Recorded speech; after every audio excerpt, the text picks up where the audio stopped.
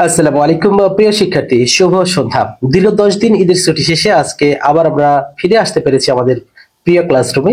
এই জন্য মহান আল্লাহ রাব্বুল আলামিনের নিকট শুকরিয়া জ্ঞাপন করছি। ঈদ মানে আনন্দ, ঈদ মানে মিলন। ঈদের পর নতুন উদ্যমে, নতুন শক্তিতে আবারও সামনে এগিয়ে যাওয়ার প্রত্যয় নিয়ে আমরা এসেছি আজকের এই ক্লাস। আমাদের জীবনের সবচেয়ে বড় যুদ্ধ হচ্ছে আমাদের বেঁচে থাকার, আর বেঁচে থাকার জন্য প্রয়োজন কর্ম। চাকরি পরীক্ষায় বিজয়ের জন্য প্রস্তুতি আজ থেকে শুরু হচ্ছে আবারও পূর্ণ গতিতে। যারা ঈদের সময় বই খুলেছেন তাদেরকে জানাচ্ছি স্যালুট, আর যারা বিশ্রাম নিয়েছেন তাদের বলছি এখন একটুখানি এগিয়ে যাওয়ার সময়। আজকে আমরা যে বিষয় নিয়ে আলোচনা করব তা হচ্ছে মিলিটারি ইঞ্জিনিয়ার সার্ভিসেস, অর্থাৎ MES। 2020 সালে যে সার্কুলারের পরীক্ষা হবে, মূলত স্টোরম্যান, কম্পিউটার অপারেটর, অফিস সহায়ক, বেশ কিছু পদের পরীক্ষা হবে এবং প্রত্যেকটা পরীক্ষায় কিন্তু MCQ আকারে হবে। আর এই MCQ আকারের পরীক্ষা হবে কিন্তু 80 মার্কের, ক্ষেত্র বিশেষে সেটা 70 মার্ক বা 60 মার্ক হতে পারে।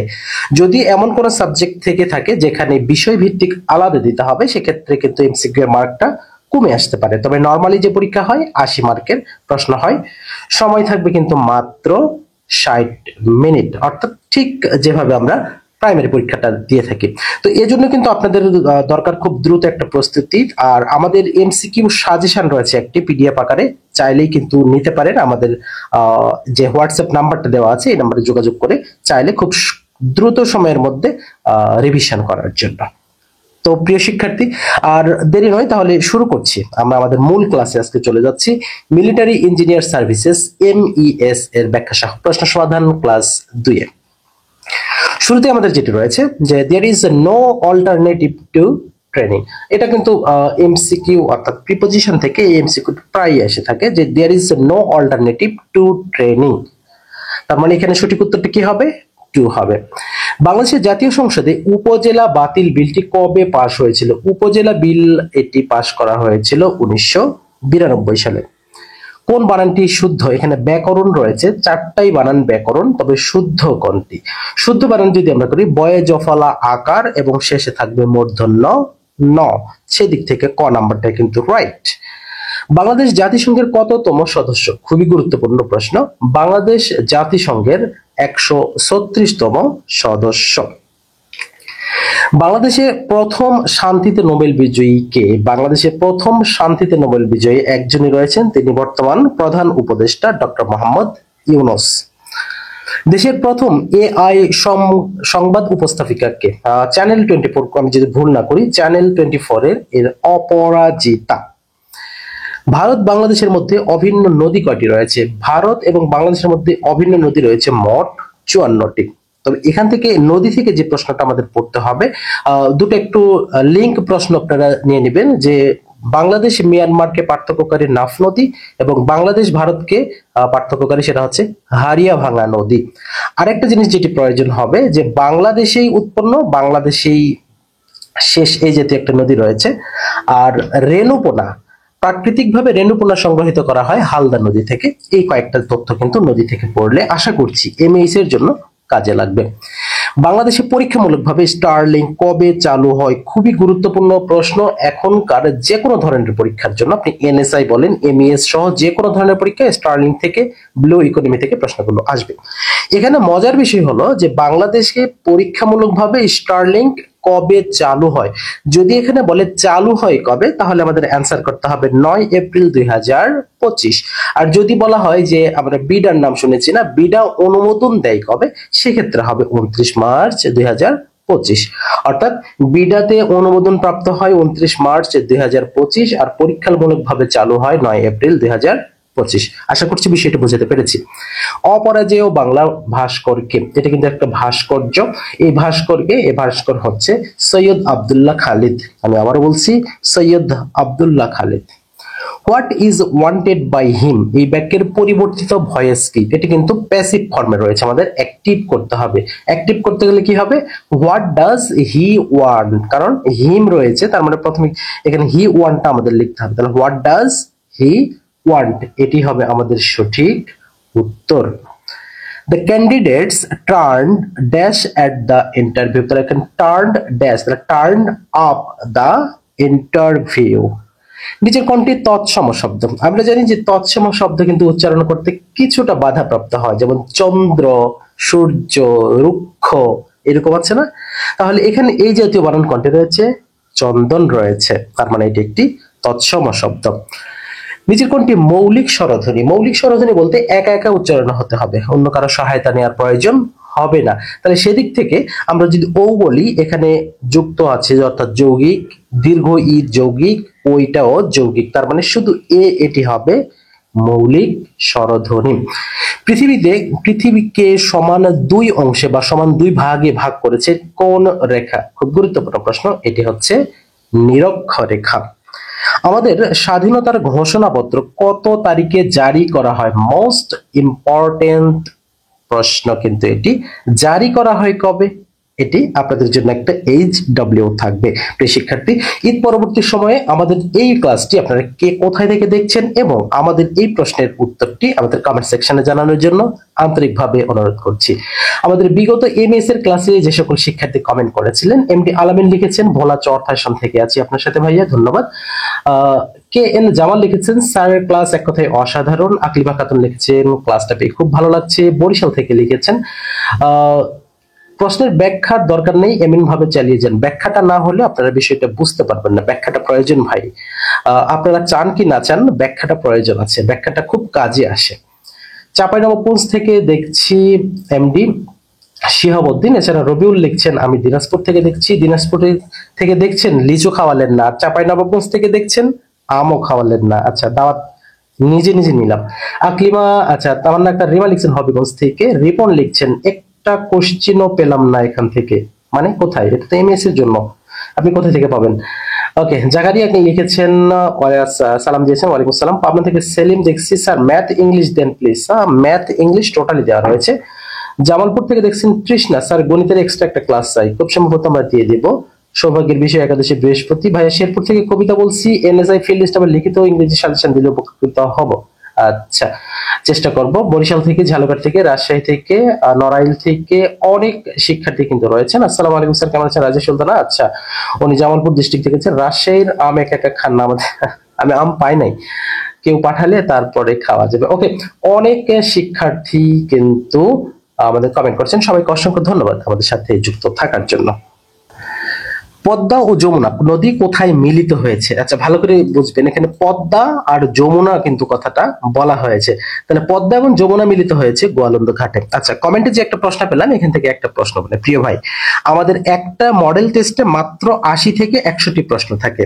আপনি যদি বলেন যে আমাদের এখান থেকেই আপনি সবগুলো প্রশ্ন কমন পাবেন, তাহলে এটা একটা ভিত্তিহীন আপনার দাবি দাঁড়াবে। আমরা এখানে যে সকল টপিকস থেকে প্রশ্ন হয়, আমরা সেই সকল টপিকস থেকে প্রশ্নগুলো তৈরি করি যাতে আপনারা কভার করতে পারেন। এখন আপনি যদি এটা বলে থাকেন যে আপনার এই একটা ক্লাস করব, আমি 80টার মধ্যে 100টাই কমন পাবো, বিষয়টা কি এরকম হতে পারে? কখনো না। মনোযোগ দিয়ে ক্লাসগুলো করতে হবে, টপিকস গুলো বুঝতে হবে, আপনাকে ব্যক্তিগতভাবে অনেক পড়াশোনা করতে হবে। এরপরে যেটি আমাদের রয়েছে, কোনটি শুদ্ধ বানান? ইনডিসপেন্সেবল। আচ্ছা, এখানে শুদ্ধ বানান বলা আছে ইনডিসপেন্সেবল, তাহলে আমরা বানানটা এইভাবে করব, ইনডিসপেন, তাহলে INDISPEN সেবল SABLE, তার মানে ইনডিসপেন্সেবল, তার মানে সেক্ষেত্রে আমাদের কিন্তু ক নাম্বারটাই হচ্ছে রাইট অ্যান্সার। কোনটি নিত্য স্ত্রীবাচক বাংলা শব্দ? শুধু নারীদের ক্ষেত্রে যেটি ব্যবহার করা হয় সেটি নিত্য স্ত্রীবাচক শব্দ, সেটি হলো সতী। এরপর রয়েছে সার্কের প্রথম সম্মেলন কোথায় অনুষ্ঠিত হয়েছিল? সার্কের প্রথম সম্মেলন অনুষ্ঠিত হয়েছিল 1985 সালে। বাংলাদেশের প্রাকৃতিক মৎস্য প্রজনন নদী কোনটি? এই যে কিছুক্ষণ আগে নদীর ক্ষেত্রে যে কথাটা বলছিলাম, যে প্রাকৃতিক মৎস্য প্রজনন নদী হলো হালদা। বাংলাদেশের দীর্ঘতম দিন কোনটি? বাংলাদেশের দীর্ঘতম দিন হয় মূলত 21 জুন। কোনটি মুক্তিযুদ্ধ ভিত্তিক উপন্যাস? মুক্তিযুদ্ধ ভিত্তিক উপন্যাস, নাটক, গান বা যে কোনো ধরনের বই, এটা আসবেই একটা। তাহলে এখান থেকে মুক্তিযুদ্ধ ভিত্তিক উপন্যাস আমাদের অপশনগুলোর মধ্যে রয়েছে কিন্তু আগুনের পরশমণি। এখন তো কথা হলো যে 71-এর দিনগুলি তাহলে কি? হ্যাঁ, 71-এর দিনগুলি মুক্তিযুদ্ধ ভিত্তিক, বাট সেটি উপন্যাস নয়, এই জিনিসটা খেয়াল রাখতে হবে। পায়ের আওয়াজ পাওয়া যায়, বাট এটা উপন্যাস নয়, একটুখানি খেয়াল করতে হবে। একটি সংখ্যা 650 হতে যত বড়, 820 হতে তত ছোট সংখ্যাটি কত? যত বড় তত ছোট কথাটা উল্লেখ থাকলে খুব সহজ ভাষায় যেটি করবেন, দুটা যোগ করে 2 দ্বারা ভাগ করবেন। তাহলে এখানে আমরা কত পাবো? 0, 5 2 7, 8 6 14, তার মানে 1470 পাবো। তার মানে এর অর্ধেক করলে হবে 735। তার মানে এখানে 735টা হচ্ছে আমাদের সঠিক উত্তর। ওকে, এরপরে আমাদের যেটি রয়েছে যে 3 সন্তানের বয়সের গড় 6 বছর। তাহলে যখনই গড় দেওয়া থাকবে মোট বের করবেন। 3 সন্তানের বয়সের গড় 6, তার মানে মোট কত? 18। পিতা সহ তাদের বয়সের গড় 13 বছর। তাহলে পিতা সহ মানে 4, তো 4 তারে কত হয়? 52 হয়। তাহলে এখন 52 থেকে জাস্ট 18 আমরা বিয়োগ করব, তাহলে কত হবে? সেটাই হবে পিতার বয়স। তাহলে আমরা এখন থেকে একটু বিয়োগ করবো, কত? 8 আছে কত হলে ভালো? 4। তাহলে এককের ঘরে 4 আছে, কোনটাতে ভালো করে দেখুন তো? 34 বছরে। তার মানে এই 34 বছরটা হবে আমাদের সঠিক উত্তর। জীবন থেকে নেয়া চলচ্চিত্রের পরিচালককে। আচ্ছা, জীবন থেকে নেয়া চলচ্চিত্রের পরিচালকটি খুবই গুরুত্বপূর্ণ প্রশ্ন। এখানে হবে জহির রায়হান। একটি সমকোণী ত্রিভুজ আকৃতির জমির অতিভুজ 10, এক বাহু 8, ওই জমির ক্ষেত্রফল কত হবে? তাহলে এটা আপনারা কিভাবে করতে পারি? এটা খুবই সহজ আমরা করতে পারি। কি বলছে? সমকোণী, তার মানে আমাদের এইরকম হবে। তার মানে সমকোণের এখানে কি বলছে? অতিভুজ কত? 10, এক বাহু কত? 8, তার মানে সরি 8, তার মানে আমাদের কি বলছে? জমির ক্ষেত্রফল কত। তাহলে সমকোণী ত্রিভুজের ক্ষেত্রফল আমরা কিভাবে বের করব? তাহলে সেক্ষেত্রে আমাদের কি লাগবে? ভূমি গুণন উচ্চতা। তার মানে ভূমি তো আমরা জানি না, তাই না? তার মানে এখানে এখন আমাদের যেই সমকোণী ত্রিভুজের যে সূত্রটা আছে, অর্থাৎ পিথাগোরাসের উপপাদ্য অনুযায়ী, যে লম্ব স্কয়ার প্লাস ভূমি স্কয়ার ইকুয়াল টু অতিভুজ স্কয়ার। তাহলে 10 10 কেটে 100, বিয়োগ করব কত? 8 8 64। তাহলে 8 8 64 যদি আমরা এখানে করি তাহলে কত হবে? 36। তার মানে 36 কে আমরা যদি রুট ওভার করি বা বর্গমূল করি তাহলে কত হবে? 6। এবারে ভূমি গুণন উচ্চতা ভাগ 2 যদি করি তাহলে 6 আসতে 48 ভাগ 2, তাহলে কত হলো? 24 বর্গমিটার হলো। তার মানে এই 24 বর্গমিটারটাই হবে ওই সমকোণী ত্রিভুজাকৃতি জমির ক্ষেত্রফল। আশা করছি বিষয়টা বুঝাতে পেরেছি। দিন রাতের সন্ধিক্ষণ, দিন রাত্রির সন্ধিক্ষণকে বলা হয় গোধূলি। 21 ফেব্রুয়ারি সংকলন গ্রন্থটি প্রথম সম্পাদনা করেন কে? এটি প্রথম সম্পাদনা করেছিলেন হাসান আজিজুল হক নাকি আবুল হোসেন? আমার মনে হয় আপনারা অ্যান্সারটা কি ধরেছেন বলুন তো? আপনারা এতক্ষণ অ্যান্সার কিন্তু করে ফেলেছেন হাসান আজিজুল হক। এটা আমার বিশ্বাস যে আপনারা এটা অ্যান্সার করে ফেলেছেন। কিন্তু একটুখানি খেয়াল করে দেখুন তো, আমরা যা পড়েছি সেটি কি এটি? যে 21 ফেব্রুয়ারি সংকলন গ্রন্থটির প্রথম সম্পাদক কে ছিলেন? হাসান হাফিজুর রহমান ছিলেন, বাট এটা হাসান আজিজুল হক। পার্থক্যটা বুঝছেন যে ব্যাখ্যার কি প্রয়োজন? এই যে এইটুকু ভুল কিন্তু আপনারা করে আসেন পরীক্ষার খাতায়, যে হাসান হাফিজুর রহমান পড়ছি, হাসান আজিজুল হক দাগিয়েছি, ওটা হয়ে যায় পরীক্ষা। সুতরাং এটা সঠিক কোনো উত্তর নেই। সমার্থক শব্দ কোনটি? আচ্ছা, সমার্থক শব্দ কি বলেছে? সমার্থক শব্দ নির্ণয় করুন। বৃক্ষ। আচ্ছা, বৃক্ষের সমার্থক শব্দ কোনটি? বৃক্ষ কলাপি নিরোধী বিটপি কোনটি নয়, তাহলে এখানে বিটপি হবে। বিটপিটা হবে সঠিক উত্তর। ডাল গবেষণা কেন্দ্রের অবস্থান কোথায়? ওকে, ডাল গবেষণা কেন্দ্রের অবস্থান ঈশ্বরদীতে।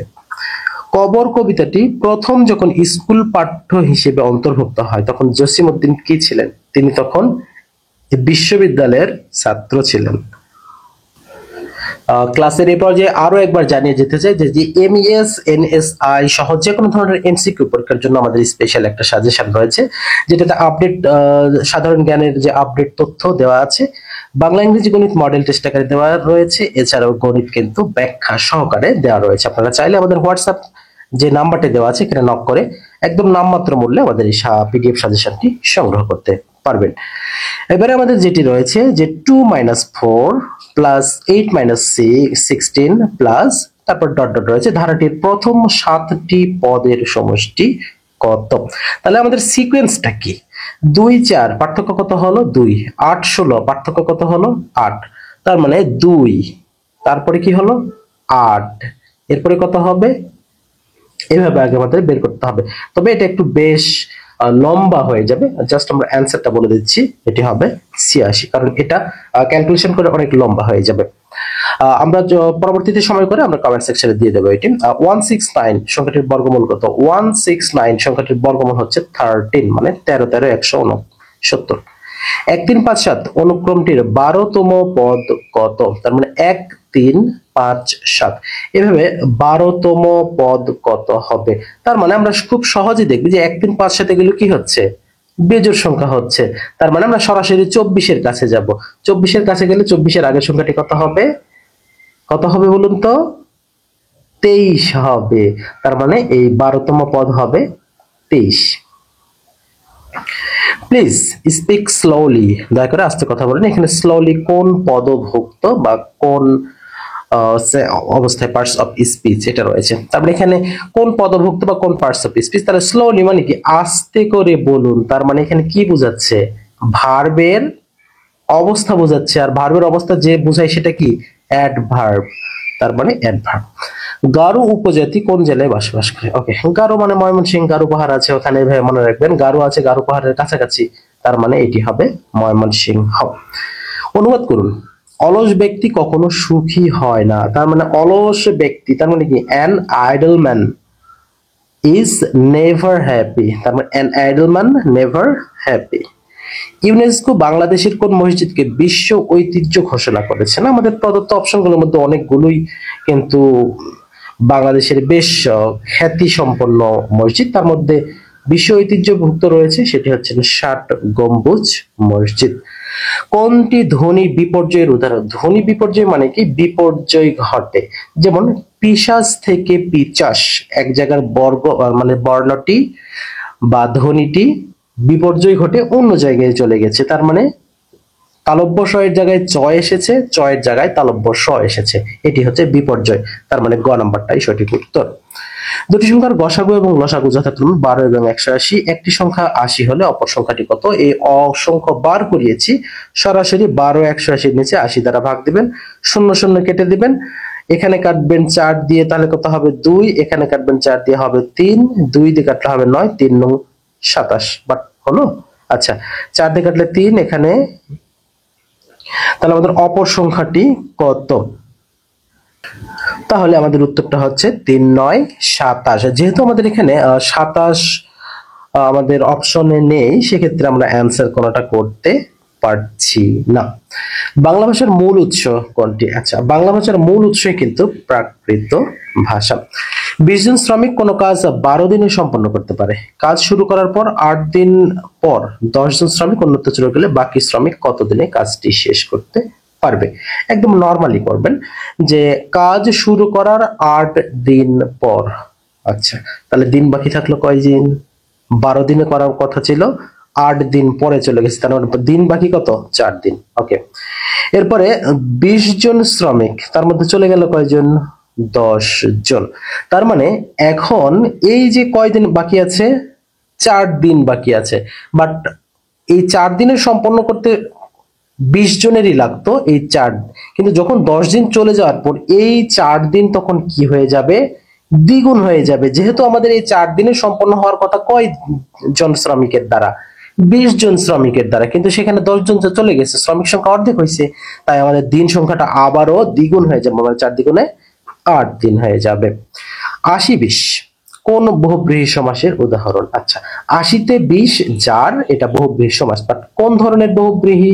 তার মানে এটা হবে ব্যাধিকরণ বহুব্রীহি। কাকনিদ্রা শব্দটির অর্থ কি? কাকনিদ্রা বলতে বোঝানো হয় অগভীর সতর্ক নিদ্রা।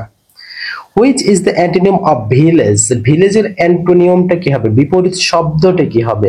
তাহলে এখানে ভিলেজ মানে কি? আমরা রুরাল যেটা বলে থাকি, আর এর বিপরীতটা কি হবে? আরবান হবে, আরবান শহুরে। একটি জিনিস 560 টাকায় বিক্রয় করে 12% লাভ হলো মাত্র, তাহলে জিনিসটির ক্রয় মূল্য কত ছিল? খুবই সহজ, আপনারা এই যে 4টা অপশন দেখছেন, এই 4টা অপশনের যে কোনো একটাই হচ্ছে ক্রয় মূল্য।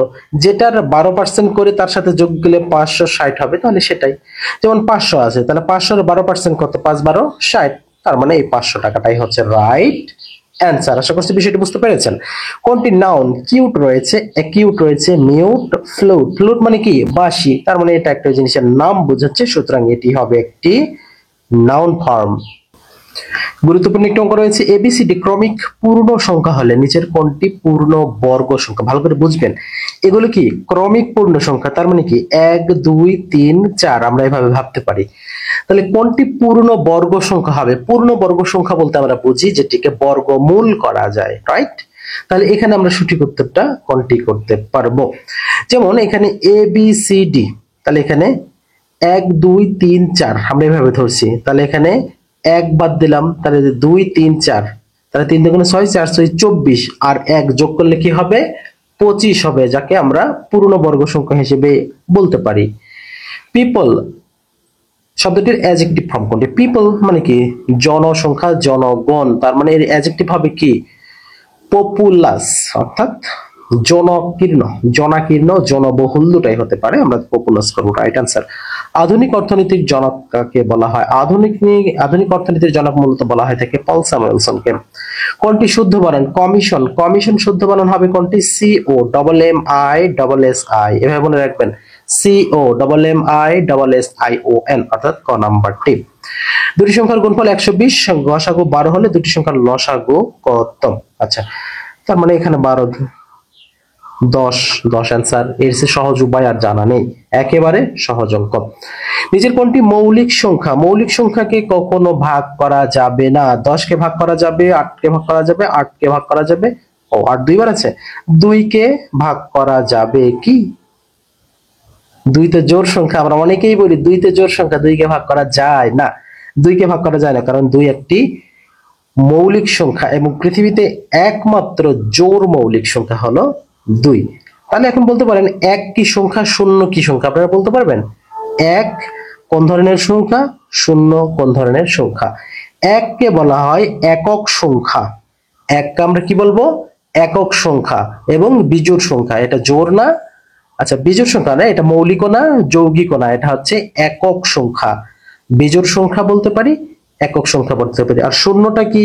শূন্যটা হচ্ছে সহযোগী সংখ্যা, আপনি 1 সাথে 0 দিলে সেটি 10 হয়ে যাবে, সুতরাং শূন্য একটি সহযোগী সংখ্যা। তবে শূন্য হচ্ছে জোড় সহযোগী সংখ্যা, অর্থাৎ শূন্যটা জোড় বানায়, এই জন্য এটাকে বলা হয় জোড় সহযোগী সংখ্যা।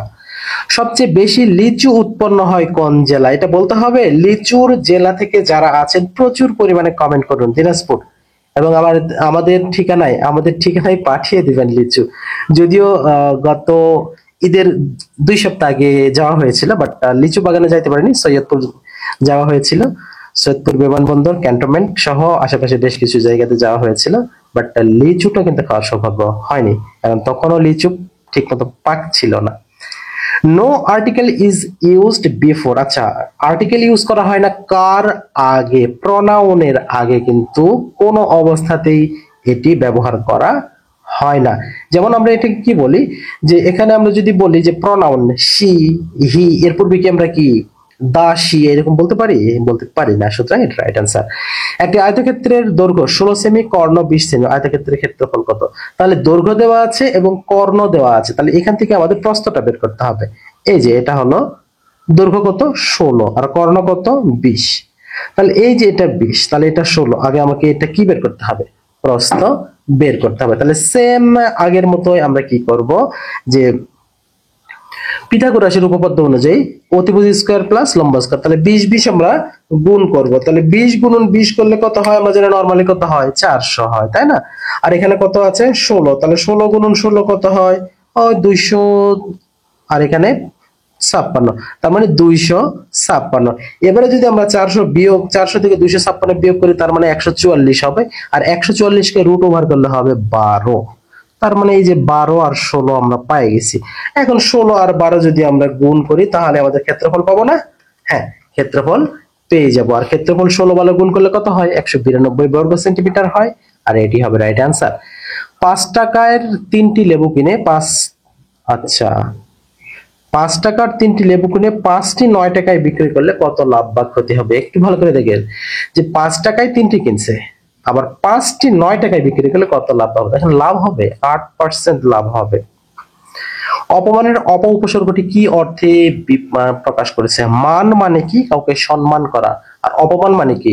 তাকে তিরস্কার করা, অসম্মান করা, তার মানে বিপরীত অর্থ। তার মানে এখানে আমরা লিখবো বিপরীত অর্থ। করিমের আয় ও ব্যয়ের অনুপাত 20-15। ভালো করে বুঝবেন, আয় ও ব্যয়ের অনুপাত, ব্যয় কিন্তু বলছে 20-15, তার মানে 5 সঞ্চয়, তার মানে মাসিক সঞ্চয়ের পরিমাণ তার কত টাকা। তার মানে এখানে আমরা যদি 20 টাকা আয় করে 15 টাকা ব্যয় করে, তাহলে আমাদের এখানে 20 টাকা আয় করে 15 টাকা ব্যয় করে, তাহলে বাদ বাকি 5 থাকলো। তাহলে এই 5 টাকা 20 এর কত পার্সেন্ট হলো? 25% কিনা? আর এই 25%টাই হচ্ছে তার সঞ্চয়ের অনুপাত। In English grammar dash deals with formation of sentence. আচ্ছা, এটা সিনট্যাক্স বলা হয়। Syntax deals with formation of sentence. একটি আয়তক্ষেত্রের দৈর্ঘ্য 30% বৃদ্ধি, প্রস্থ 30% হ্রাস করলে ক্ষেত্রফলের শতকরা কত পরিবর্তন হবে বা হবে না? এটা একেবারে সহজ ভাষায় আমি যেটা বলি, যেমন এই যে এখানে আমি 10, দৈর্ঘ্য 10 ধরলাম, প্রস্থ 10 ধরলাম, হিসাবের সুবিধার্থে, বর্গ ধরবেন না। 10 10 কত হলো? 100 হলো। এবারে আমাদের কি বলছে? দৈর্ঘ্য 30% বৃদ্ধি, তাহলে 10 এর 30% বৃদ্ধি হলে হবে কত? 13। এবং প্রস্থ যদি 30% হ্রাস করি তাহলে কত হবে? 7। তাহলে 7 13 কত হলো? 91। তাহলে এই যে এখানে আগে থেকে ছিল 100, এবারে হলো 91, তাহলে 9% কমলো নাকি বাড়লো বলুন তো? কমে আসলো, তার মানে 9% হ্রাস হবে। এর চেয়ে সহজ পদ্ধতি আমার পক্ষে আর জানানো সম্ভব নয়। হুরমতি কোন উপন্যাসের চরিত্র? হুরমতি, হুরমতি মূলত সংসপ্তক এর চরিত্র। What kind of noun is army? Army মানে কি? সৈনিক, যেখানে অনেকগুলো সৈনিক একত্রে থাকে, তার মানে এটাকে বলা হবে কালেকটিভ নাউন। 0 1 2 5 দিয়ে গঠিত 4 অঙ্কের বৃহত্তম এবং ক্ষুদ্রতম সংখ্যার বিয়োগফল কত? এটা ক্লাস 4 5 এর অঙ্ক, এটা আপনারা নিজেরাই পারবেন, নিজেরাই এটা করে নেবেন। জাস্ট এখানে কত হবে যে 5210 থেকে 1025 বিয়োগ করতে হবে, তাহলে অ্যানসারটা আপনারা কিন্তু পেয়ে যাবেন। ওকে, এরপর আমাদের যেটি রয়েছে যে আমি অপমান অপেক্ষা মৃত্যু পছন্দ করি। তার মানে কি? একটার চেয়ে আরেকটা যখন পছন্দ করা হয় তখন প্রিফার ব্যবহার করতে হয়। কি ব্যবহার করতে হয়? প্রিফার ব্যবহার করতে হয়। তাহলে এখানে যে আই প্রিফার, আমি পছন্দ করব কি? ডেথ টু ডিসঅনার, অর্থাৎ অপমানের চেয়ে মৃত্যু পছন্দ করি। তার মানে I prefer death two dishonour, অর্থাৎ গ নাম্বার। অভিরাম শব্দের অর্থ কি? আমরা ওই যে অনেক সময় বলি না, নয়ন অভিরাম সুন্দর বাংলাদেশ, নয়ন অভিরাম সুন্দরের বাংলাদেশ বলি না আমরা, তার মানে এখানে সৌন্দর্য, প্রাকৃতিক সৌন্দর্যকে এখানে বোঝানো হয়ে থাকে। He had a dash headache, তার একটু বাজে ধরনের মাথা ব্যথা হচ্ছে, তার মানে এখানে ব্যাড হেডেক হবে। সংবিধানের কোন অনুচ্ছেদ অনুযায়ী বাংলাদেশের নাগরিকগণ বাংলাদেশী বলে পরিচিত হবেন? এটি হচ্ছে 6 এর 2। লাইনটি কেটে দাও বা শব্দটি কেটে দাও, যেটাই বলুন না কেন, লাইনটি বা কেটে দেওয়া অর্থে এখানে হবে pen through, the line, the word, যে কোনো আমরা কিছু বলতে পারি।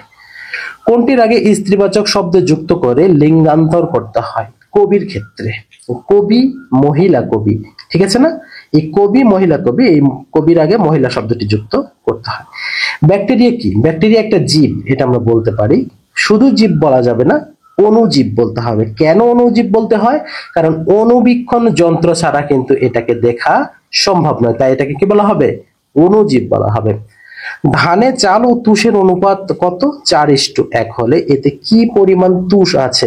তার মানে 4:1, তার মানে 4 ভাগ চাল আর 1 ভাগ কি? তুষ। তার মানে 4 আর 1 এ 5, আমরা 100 কে এখন 5 দ্বারা ভাগ করব, তার মানে 20। তার মানে এখন 20 দিয়ে 1 গুণ করলে হবে 20%, তার মানে 20% হচ্ছে তুষ আর বাকি 80% হবে চাল। ভালো, তো ফলন ভালো হয়েছে, আলহামদুলিল্লাহ।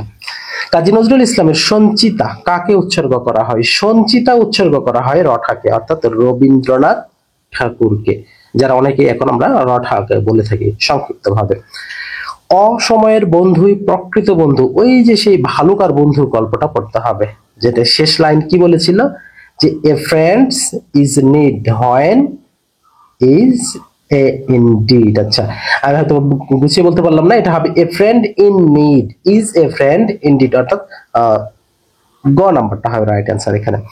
হরতাল কাব্যগ্রন্থের রচয়িতাকে? হরতাল কাব্যগ্রন্থের রচয়িতা মূলত সুকান্ত বাবু বা সুকান্ত ভট্টাচার্য স্যার। অপুর বেতনের 30% যদি তপুর বেতনের 25% এর সমান হয়, তাহলে অপু এবং তপুর বেতনের অনুপাত কত হবে? আচ্ছা, একজনের 30% আর একজন 25% সমান, তাহলে যার 25% সমান তার বেতন বেশি হবে। তাহলে এখানে আমাদের 3-4 অনুপাতটা হবে না, 5-7 হবেই না, 7-8 হওয়ার কোনো প্রশ্নই নেই। তার মানে এখানে কোনোটি নয়, অ্যান্সার হবে রাইট অ্যান্সার, কারণ এখানে নাই। The synonym of franchise, franchise এর সিনোনিমটা কোনটি হবে? ফ্রাঞ্চাইজের হবে প্রিভিলাইজ। ফরুক আহমেদের মুহূর্তের কবিতা কোন আঙ্গিকের সাহিত্য কর্ম? মুহূর্তের কবিতা এটি মূলত একটা সনেট সংকলন। এবং সর্বশেষ যে দুটি রয়েছে, ভিটামিন সি এর অভাবে কোন রোগ হয় সেটা নিশ্চয়ই আমরা কম বেশি অনেকে জানি, স্কারভি। তবে এখান থেকে একটা লিঙ্ক প্রশ্ন নিতে হবে, ভিটামিন সি এর আরেকটি নাম কি বা রাসায়নিক নাম কি, সেটা হবে অ্যাসকর্বিক অ্যাসিড। এবং সর্বশেষ যেটি রয়েছে, 50 ডিগ্রি কোণের পূরক কোণ কত ডিগ্রি? এই জাতীয় একটা প্রশ্ন কিন্তু পাবেন। 40 ডিগ্রি পূরক কোণ মানে 90 এর সাথে সম্পর্কিত। আমি এই ধরনের একটা প্রশ্ন বলে দিলাম যে 100% বলাটা একটু বেশি হয়ে যায়, 1% মাইনাস করলাম, 99%। এই ধরনের প্রশ্ন কিন্তু বিগত প্রত্যেকটা এমইএস পরীক্ষায় এসেছে। আশা করছি আপনারা ভালো পরীক্ষা দেবেন প্রিয় শিক্ষার্থী। আপনারা যেখান থেকে এতক্ষণ আমাদের এই গুরুত্বপূর্ণ এমইএস অর্থাৎ মিলিটারি ইঞ্জিনিয়ার সার্ভিসেস এর স্টোরম্যান, কম্পিউটার অপারেটর, অফিস সহায়ক বা যে কোনো ধরনের এমসিকিউ পরীক্ষার জন্য ক্লাসটি দেখলেন, সবাইকে অসংখ্য ধন্যবাদ জানিয়ে শেষ করছি আমাদের আজকের এই গুরুত্বপূর্ণ ক্লাসটি। শেষ মুহূর্তে আবারও জানিয়ে রাখতে চাই যে আপনাদের যে কোনো ধরনের এমসিকিউ, বিশেষ করে এমইএস এর জন্য যারা প্রস্তুতি নিচ্ছেন তাদের জন্য আমাদের স্পেশাল একটা শর্ট সাজেশন পিডিএফ আকারে বাংলা ইংরেজি গণিত মডেল টেস্ট, আপডেট তথ্য সম্পর্কিত এবং গণিত ব্যাখ্যা সহ সমাধান দুটি পিডিএফ আমাদের রয়েছে। আপনারা চাইলে জাস্ট নাম মাত্র মূল্যে আমাদের এই পিডিএফ সাজেশনগুলো সংগ্রহ করে শেষ মুহূর্তের দ্রুত রিভিশনের জন্য জটিল একটা কাজে আসবে আপনাদের। আশা করছি আপনারা খুব দ্রুত সংগ্রহ করবেন। দেখা হচ্ছে পরবর্তী ক্লাসে। সে পর্যন্ত আল্লাহ পাক আপনাদের সবাইকে অনেক ভালো রাখুন, সুস্থ রাখুন, সেই প্রত্যাশা জানিয়ে শেষ করছি আমাদের আজকের ক্লাসটি। আল্লাহ হাফেজ।